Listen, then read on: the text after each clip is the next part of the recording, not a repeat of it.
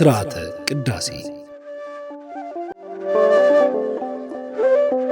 ሥርዓተ ቅዳሴ ጥልቅ ስሜት የሌለው ተራ ጥራዝ ነጠቅ ሰው በእያንዳንዱ የቅዳሴ ሐረግ ውስጥ ተደብቆ ያለውን መንፈሳዊነት አይገነዘበውም። መንፈሳዊ ሰው ግን ወደ እነዚህ ሐረጎች ጥልቀትና ምሳሌነት ጠልቆ ስለሚገባ በውስጣቸው ያለው መንፈሳዊነት ይጋራል። የዲያቆናቱንና የቀሳውስቱን እንቅስቃሴ በመንፈሱ ይከታተላል። ቄሱ ወንጌሉን ከራሱ ላይ ከፍ አድርጎ በመሠዊያው ዙሪያ ሲዞር መንፈሳዊ ሰው ይህንን ዙሪያ ወንጌል በዓለም ዙሪያ የመስበኩ ምሳሌ መሆኑን ይገነዘባል።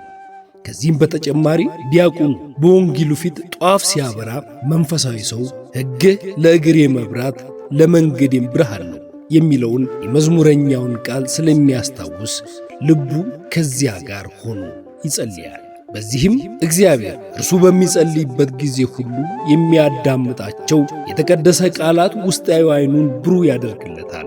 በአጠቃላይ መንፈሱ በቅዳሴ ውስጥ በሚደረጉ ጸሎቶች ውስጥ ተከታይ ይሆናል።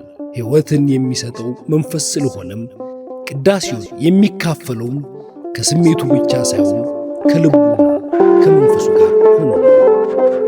ጥቅምት 22 ዕረፍቱ ለሉቃስ ወንጌላዊ። ሉቃስ ማለት መበሰር ማለት ነው። ሥርዓተ መላእክትን ጽፏልና አንድም አቃቢ ሥራይ ማለት ነው።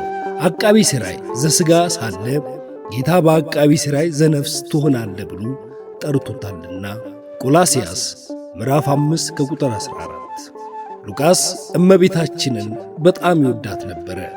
ከመውደዱም የተነሣ ስዕሏን ስሎ እየሸጠ የዕለት ጉርሱን የዓመት ልብሱን ብቻ እያስቀረ ሌላውን በስሟ ይመጸውት ነበረ።